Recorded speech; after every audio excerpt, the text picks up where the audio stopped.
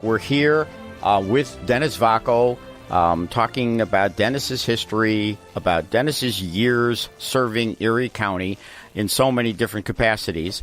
And I want to talk, and I appreciate, Dennis, I know that your time was shorter today, and tell your beautiful wife, Kelly, that I appreciate taking you away from the family.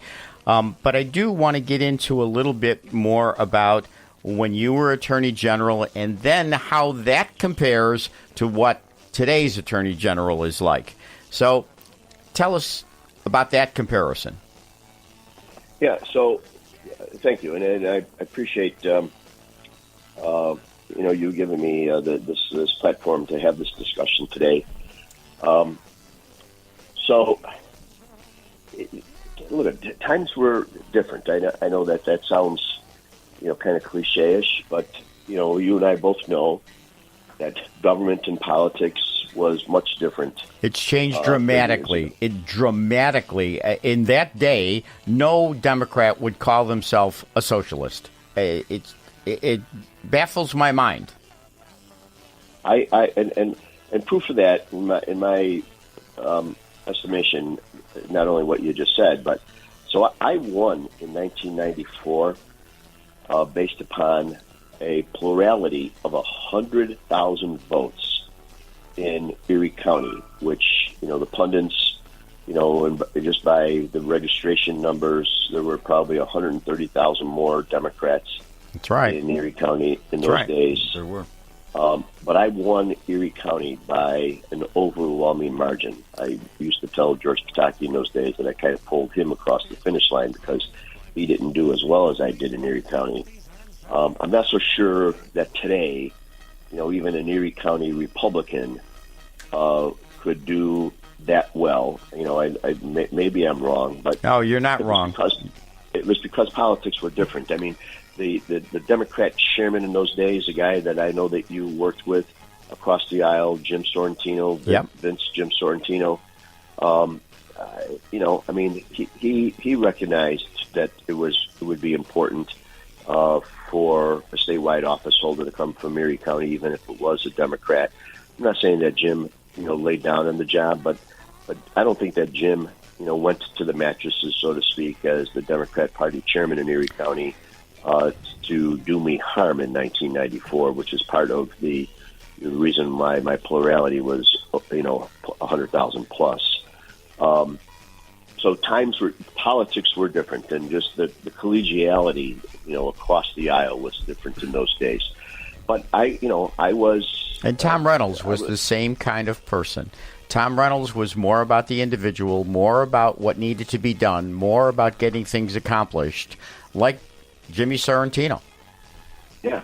I mean, Tom would always say, let's battle it out during the day, but then they go to Founding Fathers at night and they kind of, laugh about it over a beer. That's right. That doesn't happen anymore, Dennis. That doesn't happen anymore. You don't see Republicans and Democrats getting together, at a local tavern to kind of just talk about good government and good politics together anymore. I was, not only was I from Western New York, and Kathy Hochul deserves a lot of credit for her electoral success coming from Western New York, because it's just even, I think, so I keep, I point back to Dolores Denman. I mean, that success is over with, Dennis.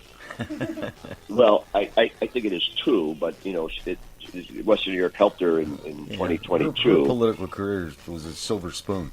She just was in the right place at the right time.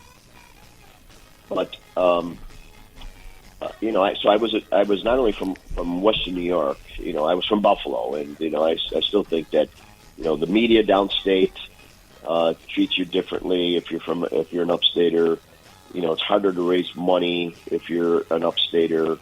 The playing field is tilted toward downstate, especially for a conservative Republican from upstate. And, let's not forget that in those days, so Roe versus Wade was in 1994. Roe versus Wade was now just 21 years old.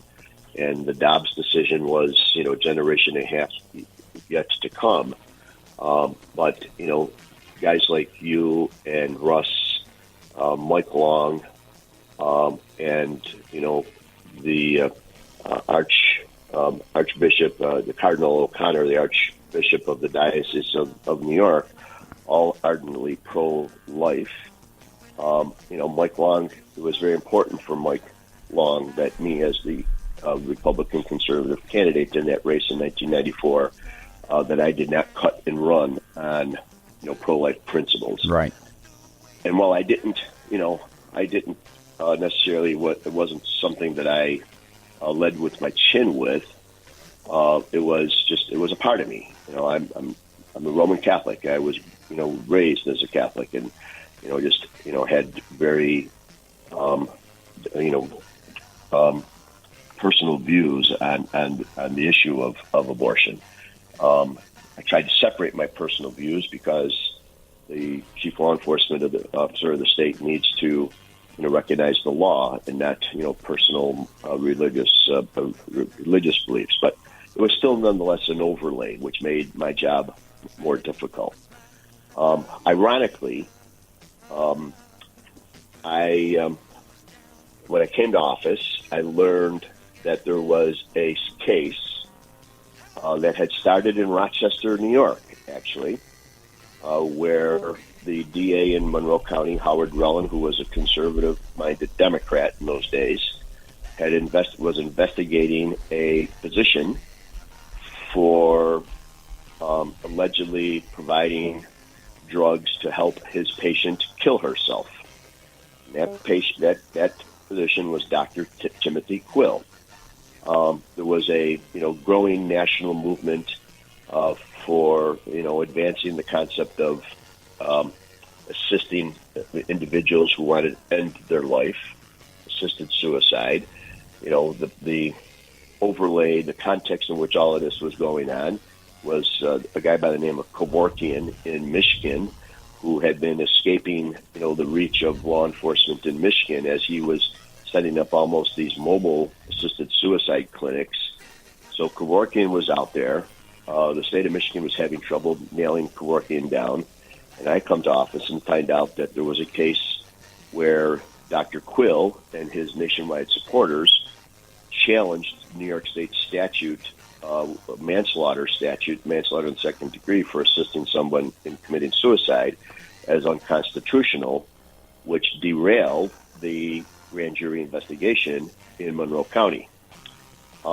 The trial judge at the time was another Reagan appointee, Mike Teleska, federal district court judge in Rochester, and he dismissed the claim that the state manslaughter statute violated the U.S. Constitution, but the Second Circuit took up the case while I was the Attorney General. So now the caption of the case is no longer Abrams versus Quill, but it became Vaco versus Quill at the Second Circuit. The Second Circuit decides that the manslaughter statute in New York State was unconstitutional, that the people who wanted to have their physicians help perform assisted suicide were being treated differently under the 14th Amendment, the Equal Protection Clause of the U.S. Constitution, than individuals who were on life support and who could terminate, by a family decision or the individual's decision. So the Second Circuit said that the manslaughter statute was unconstitutional. We then filed a writ of certiorari to take the case to the United States Supreme Court. I can still vividly remember the day that the Supreme Court accepted the writ, our application for certiorari. I was with my longtime aide, John Haggerty, up in Plattsburgh, when I got a call from the office to say that Cardinal O'Connor was looking for me. O'Connor, I called him, and he's, an old school Irish Catholic, very polished political, religious leader in New York City, Navy veteran himself. And O'Connor, first thing says, Congratulations. God bless you. Congratulations that the Supreme Court is taking this case. Are you in New York? No, I'm up in Plattsburgh. Well, when are you coming to New York? Well, probably tomorrow, the next day. Well, I want to introduce you to some lawyers that I want you to interview who will argue the case for you. I said, with all due respect, Your Eminence, I was elected as the lawyer for the people of the state of New York. This is my case. I will take all the advice and all the help and all the prayers that you could give me, but I'm not going to, let any other lawyer try this to argue this case besides me. Yep. And you did.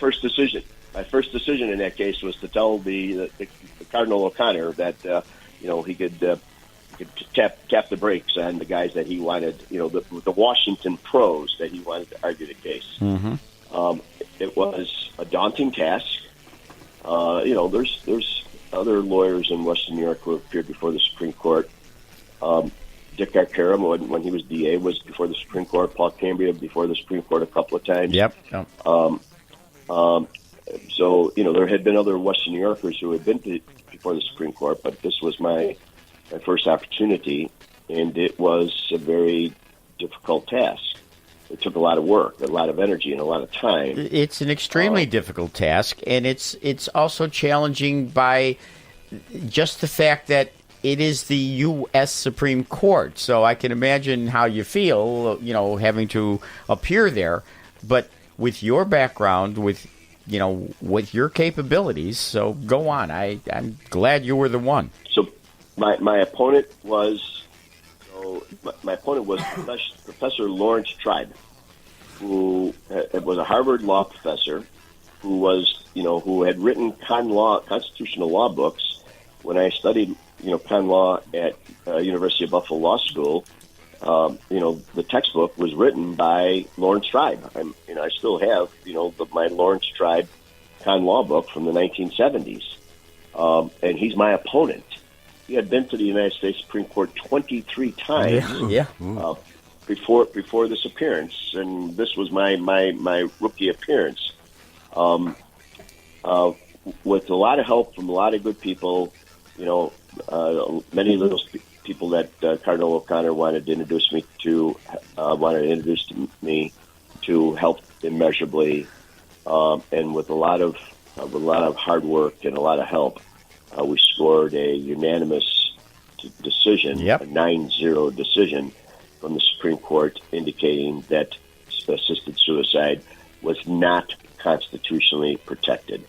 I was very, very proud of you when the decision came about, because I, as a lawyer, obviously, I know what it takes to argue a case, and I know what it takes, when you're up against somebody that's been there a number of times before, that has written law books, so I can certainly understand what you had to go through, but I know you, and I know how you would have prepared and how you did prepare, and the result was exactly what I could have expected. So I would say, and we did a lot of other things. I mean, the first at the time, the first in the nation Internet child pornography unit. I mean, the Internet was in its nascent phase. It was still in dial-up mode in those days, but I had a robust group of cyber investigators. I don't think we call them cyber investigators anymore. Investigators in those days, but we had the first in the nation child pornography Internet task force. We worked with Welch and the Center for Missing and Exploited Children to help build that operation up, and now it plays a very prominent role in child pornography and child exploitation. We played a critical role along with my top deputy, Michael Rossetti, who was also from Western New York, and his father was, a longtime distinguished lawyer in Western New York. Michael helped, drive New York's interest in the tobacco litigation, the tobacco negotiations, where New York State got the largest piece of that settlement of $25 billion, larger than any other state, including California.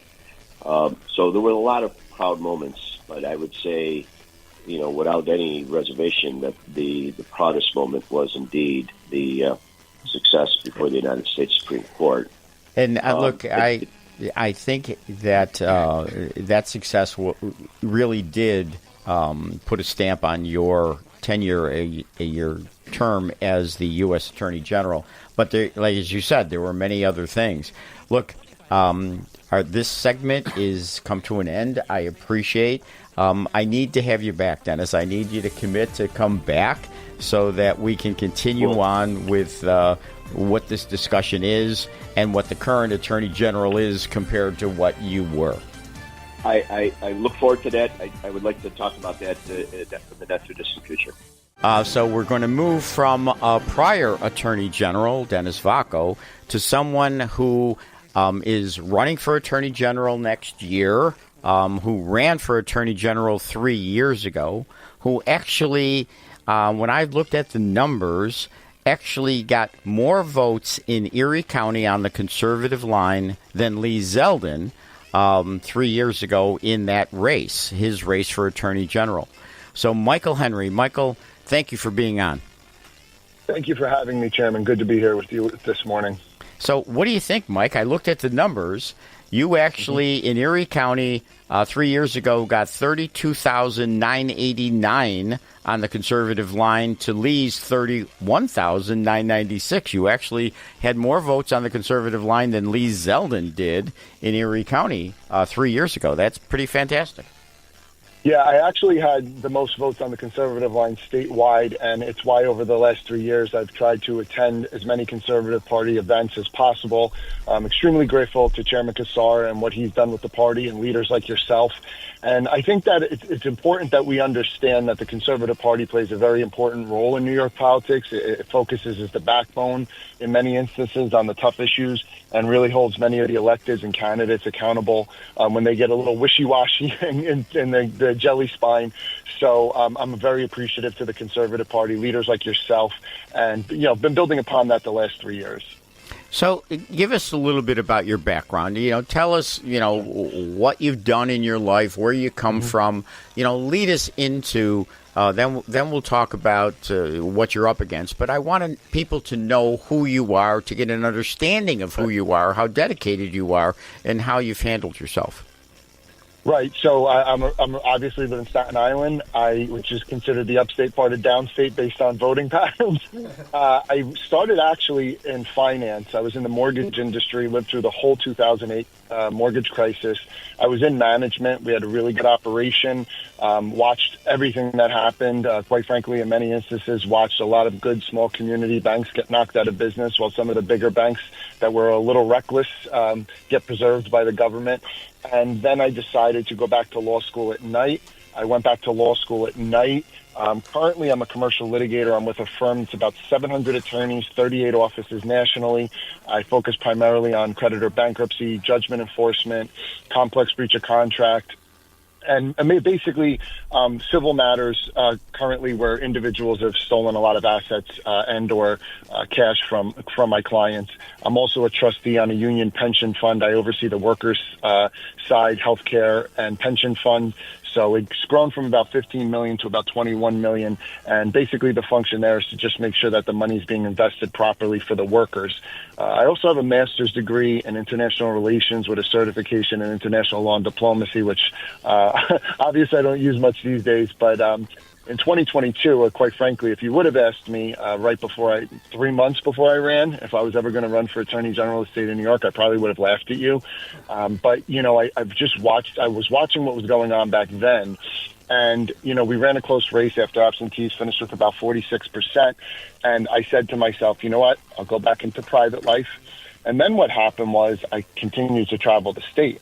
And the devastation I've seen, whether it's a correctional strike where 3,000 correctional officers get fired, terrible, and then terrible. are barred from employment. You have the migrant crisis, where in 2022 no one even heard the term Tres de Agua. You have the energy crisis. I mean, you drive on the southern tier, you see solar panels that are cracking in the winter, you see wind fans that don't work, and then you look across state line and you're watching an economic boom in Pennsylvania where Josh Shapiro, a Democrat, is stealing all our jobs. There's a war on agriculture, and it just continues everywhere I go. All the hotels are basically turned into homeless shelters. The local district attorneys in the rural counties can't get cooperation from the Attorney General's office when it comes to drug trafficking and human trafficking. So then I said to myself, I was going to look at running again. Elise Stefanik endorsed me very early on before I even really started going. I've been lucky enough to have Governor Pataki's support, Michael Lawler. I entered into a matching funds program, which we now have. I've qualified for 7 figures in that program and currently have 54 out of the 62 counties of Republican committees and a large majority of the conservative committees and chairs. So at this point, we're just full steam ahead. And, just a little, that's my background, basically looking to be a public servant, not a career politician. So let me ask you, there's a number of issues I want to talk to you about. I want to talk to you about correction officers. I happen to represent over 350 correction officers, and I'm still involved in their contempt situation. I want to talk about their persecution. I want to talk about Letitia James and how she went after Trump and that she made it a campaign slogan, and it was all about campaign politics. The lack of prosecution of illegals. I mean, those are topics that, we need to cover. So pick one of those and tell me what you think is going wrong with this state. Right. Let me start with the weaponization. And what I would say is she not only campaigned on this. I mean, we watched her walk Ivanka Trump into a courthouse like a criminal. And all this was going on with these promises of weaponization and politics. And let's be realistic. She wakes up every day focused on 3 things: weaponizing the office against political opponents, targeting the President of the United States, and ignoring the issues that matter most to hardworking families. And there's a pattern with her. It's not just with Donald Trump, right? Yes, we saw the $500 million judgment get tossed by one of the most liberal appellate courts, not only in the state of New York, but in the country. We saw the NRA where she sued them, and then the case gets a dismissal. She goes after Remington because she doesn't like them. She goes after public officials like the Rensselaer County executive, Steve McLaughlin, over $3,000, and he gets acquitted in less than 5 minutes. And the problem with this is people laugh, but her deficient lawyering has literally cost the taxpayers of the state tens of millions of dollars. And she also, in this office, has hired a lot of like-minded people. Let's be real. The last person that really tried to revamp this office was Dennis Vacco. He took a lot of flack for it. And then in hindsight, I think everybody realized he was doing the right thing. And in this office, there's typically 650 attorneys. Now it's pushing over 700. There's bureau chiefs, deputy bureau chiefs throughout the state. Letitia James has brought people in that are like-minded social justice warriors instead of people with the backgrounds in the industries they're tasked with overseeing or the proper background. And quite frankly, I'm looking to be an attorney general who takes the politics out of the office. The role of the office will be an enforcement office. If you break the law, we'll sue you civilly or prosecute you criminally. But we're not going to pick winners and losers, and we're not going to be targeting people based on political affiliation and/or what industries they are in. It's because she doesn't like gun manufacturers or certain people in the energy sector where she's targeting them. That's not going to be taking place under my administration. We certainly need to get back to that. That's we have lost that, as you said, all the way back to Dennis. So, her prosecution of Trump is clear. I mean, like you say, the courts have now overturned that $500 million penalty. That's got to be a slap in the face to her. What they did to the correction officers, I'm still dealing with the contempt. They claimed at the beginning that 8,000 correction officers had gone on strike, and she sought contempt against 8,000 of them, and she sought actually incarceration and a $3.5 million a day penalty to them. Eventually, we were able to push all of that back, but she selected, when she actually put the papers in for contempt, she selected 331 people out of 8,000. We're down to 27 people, and she's still looking for contempt. How unjust is all of that? Yeah, but this is the problem. They don't believe in law enforcement. And I think the situation that you're looking at is this was one of the biggest political blunders Kathy Hochul and Letitia James could have ever made, because this is such a large employer in upstate New York. And the conditions that these individuals were working under, they're trying to make it, number one, we obviously know they're using the, saying that they violated Taylor by striking, but they're also making these claims against corrections that they were still putting people in solitary confinement that shouldn't be in there, etc. But the HALT Act really caused all these problems.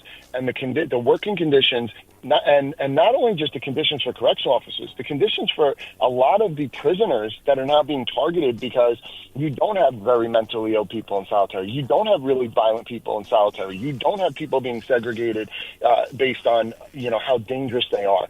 So my position on this is there was thousands of families that relied on these salaries. You have all these families that not only rely on these salaries, but then the officers were barred from getting other public employment.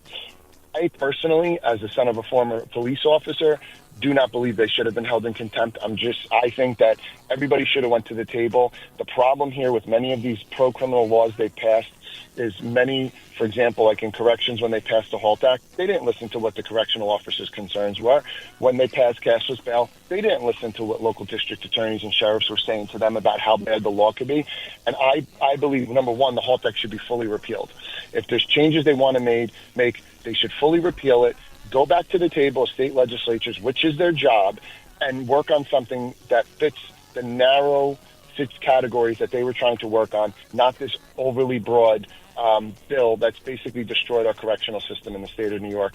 And as the next Attorney General, I would not be opposed to introducing a program bill to try and fix the correctional system, because I think it is one of the biggest problems we have in this state.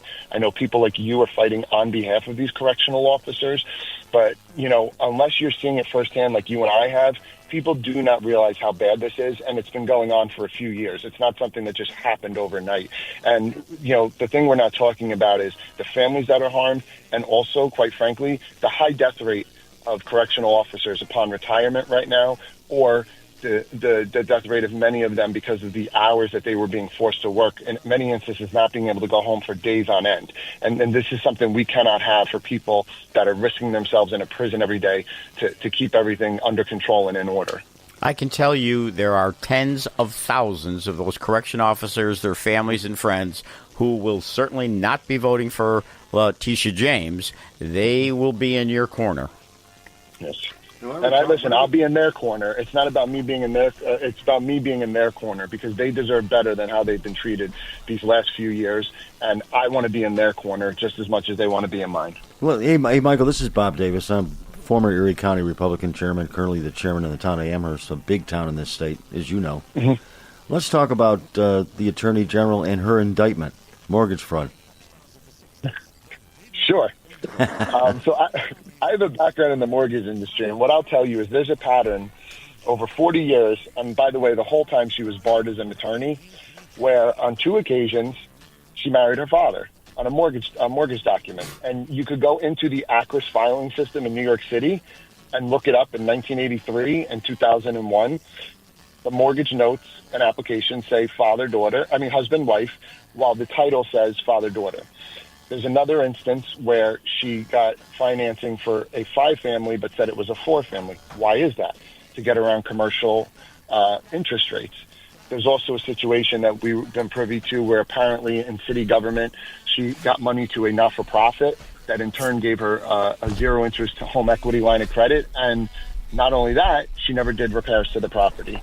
And then the 2 Virginia situations, which are quite funny. The one in 2020, which she's been indicted for, is the one where she signed a second home rider saying it will be her second home, but then on her tax returns, her Schedule E saved her $19,000 because it was written off as an investment property. And then in 2023, which was after the last election, she said she helped her young niece get a home to raise her young children. Now, keep in mind the niece is, I believe, like 55 years old, and the kids are in their 20s. But in this property, she's trying to hide behind a power of attorney. And on that power of attorney, it says, I hereby attest this will be my primary residence. She signed it, and 2 attorneys in the AG's office witnessed it and notarized it.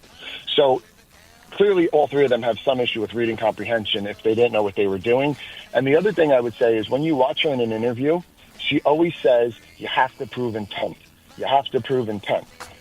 as attorneys will tell you, that's her way of saying, I did it, but you got to prove I did it on purpose. Mike, and if you watch, sure, go ahead. Mike, this is Russ Gugino. You and I know each other from the last time you campaigned. I'll tell the listeners, this is one very impressive individual, ladies and gentlemen, and he knows what he's talking about. And recently he was at the Chautauqua County Conservative Dinner and really wowed the audience there with his knowledge and his personality and his commitment to justice for all. So I want to give you an opportunity, Mike, to get your website on out so that people can donate to you. Go ahead. Yeah, it's Henry for New York, henryforny.com. And keep in mind, any donation between $5 and $250 is by a New York resident is matched 6-1 by the state of New York. So I tell everyone, while we love our country, the best nation is actually a donation. So go to Henry for New York and help support this campaign, because we're already in the 7 figures on the matching funds, and it's a game changer for us to be able to go up against Tish James. And the other caveat to that program is she entered into it, so by law, she has to debate me, which she refused to do last time. Mike, why don't you also tell the people about the $10 million the state legislature is appropriating allegedly for people, but really it's got her name all over it. Why don't you tell people about it? Right. So when you're targeted based on something in your official capacity, the government will pay your legal bills. What was ironic here is when Letitia James went after Andrew Cuomo and he tried to get reimbursed for his legal bills, she fought it. Now, in the past budget, they carved out what's really the Letitia James law, where they set aside $10 million for her personal legal matters, which the taxpayers of the state of New York should not be subsidizing her legal issues and her personal capacity, where she filed mortgage application after mortgage application after mortgage application with erroneous information. And ironically, also, one of the attorneys who Letitia James is going to be hiring for some of her legal issues, or who actually she hired, is Kathy Hochul's husband's law firm.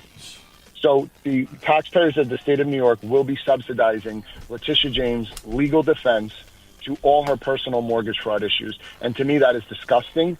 It's outrageous. And it's really a slap in the face to the taxpayers of this state that they are going to be subsidizing her personal indiscretions. Well, Mike, you're coming into Western New York when? I'm coming in everywhere. Do you have anything scheduled? So the Conservative Party has an event on December the 6th in West Seneca, and we'll be talking to you about that. We'd love to have you come. Yeah, I know I'm going to be in Western New York the second week of December.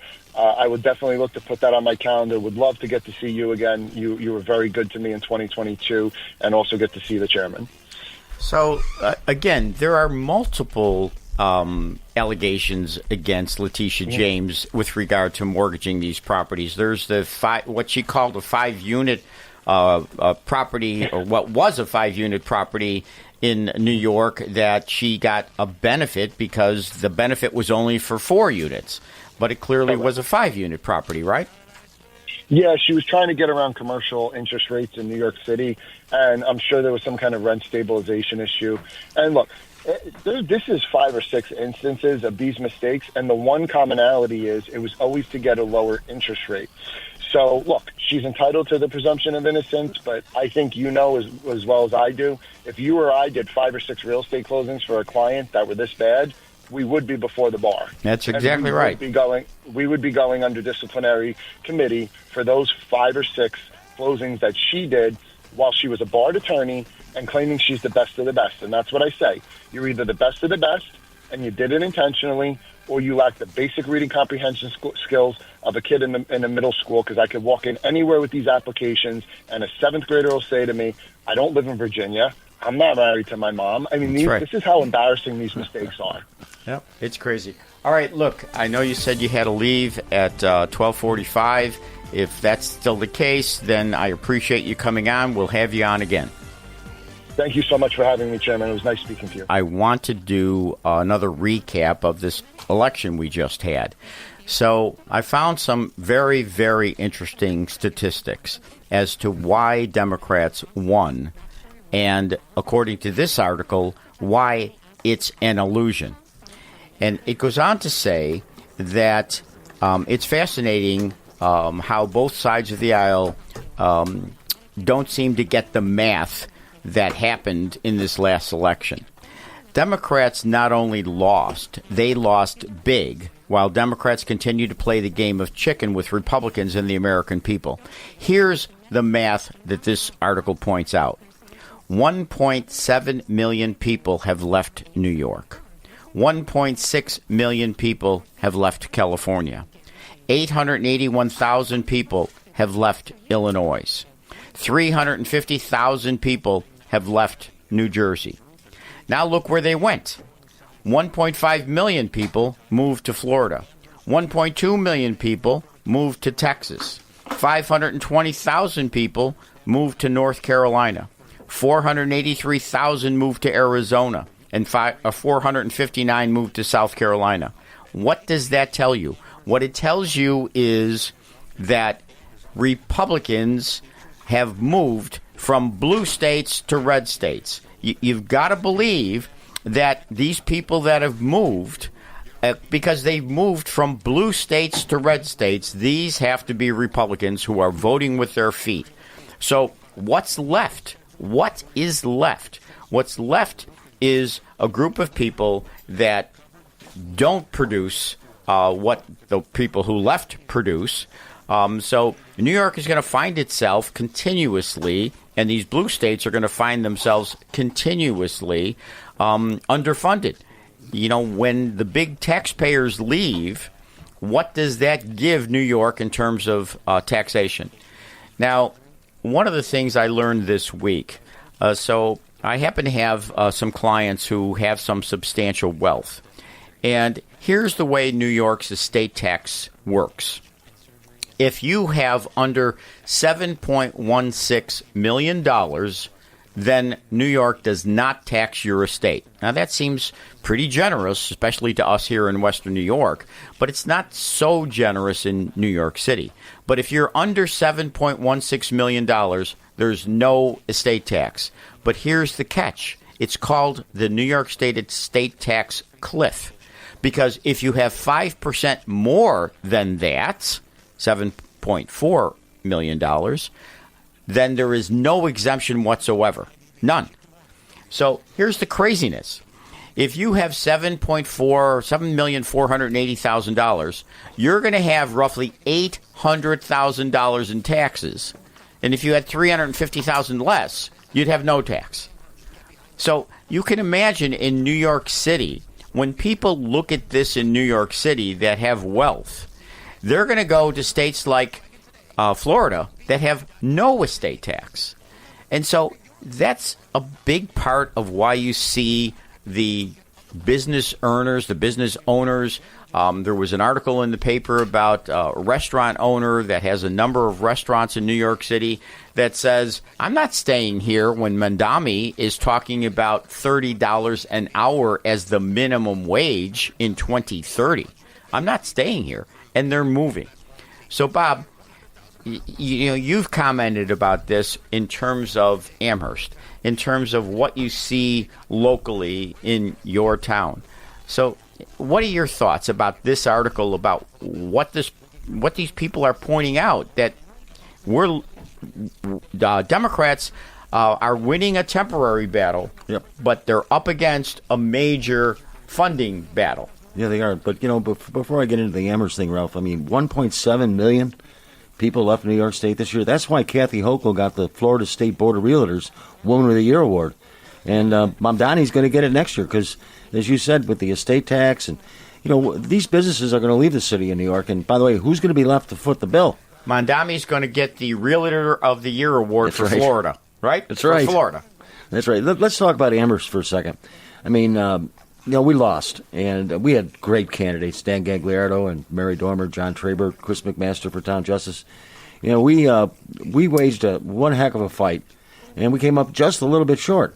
But I'm looking at the numbers, and I've got a committee meeting on Thursday night, and I'm going to present it to our full committee. And you look at the numbers. A year ago, Donald Trump lost to Amherst 60.1% to 39.4%, in that range. It was 11,000 votes. And this year, we came within a whisker of winning the seats in Amherst. We flipped, Ralph, 14% of the voters in Amherst to vote for our Republican team. I'm telling you, there is not a municipality in the state of New York that was so blue last year that flipped 14% in 1 year. And I will bet there's not a municipality in the United States of America that had more voters flip to the Republican side in 1 year than what we did in Amherst, New York. And we're not done fighting. So look, Bob, we have to take a deep dive into what did happen. We have to understand what happened. As I look at the numbers, and I've pointed this out before, we are losing the absentee ballot vote. Oh, big time. Big time. So in the and the early vote. Well, the early vote, we're catching up, but you're right. We still win. When you go to the Board of Elections and you look at these races, what you'll see is that we are losing the early vote, but not by a great deal anymore. We win the Election Day vote. The vote in Amherst for town supervisor on Election Day was almost a dead heat. We lost that race with early voting and absentee voting. Yep. And I've delved into this pretty deep, and I will with my committee on Thursday night. But we lost the vote. The female Democrat vote percentage was incredibly high, a lot higher than I had projected it would be. And those voters that came out, the female Democrats in particular, they didn't come out to vote against the 11.4% tax increase and the wild and crazy spending in Amherst. They came out to vote against Donald J. Trump. They came out to vote against the government shutdown, and they came out to express their displeasure with the SNAP program that was coming to an end a week before the election. It was the national issues, in my opinion, based on the numbers I'm looking at, the national issues drove the election in Amherst. The Amherst Democrats should have been knocked out of office. They've taken this town, they've raised the taxes 40% in the last 8 years, and yet the voters in Amherst decided to vote against Donald Trump last Tuesday instead of voting for a new government in the town of Amherst. Unfortunately, it was all over not only the state, but the everywhere. Country. Not just the state, but the country. So you're exactly right. That certainly had a role to play in it, Russ. No question it did. Go ahead, Russ. So, Bob, knowing now what we now know, is there a way that we can encourage more people to be voting early, not just Republicans, but people who would be blanks and conservative Democrats? You've heard this from a lot of political operatives. It's important to vote early. You don't know if on Election Day you're going to become ill. You don't know if you're going to your boss is going to call you out of town. Take advantage of those 10 days. Vote early. And obviously the Republicans, as Chairman Laredo said, are getting better at it. But I look at my numbers in Amherst.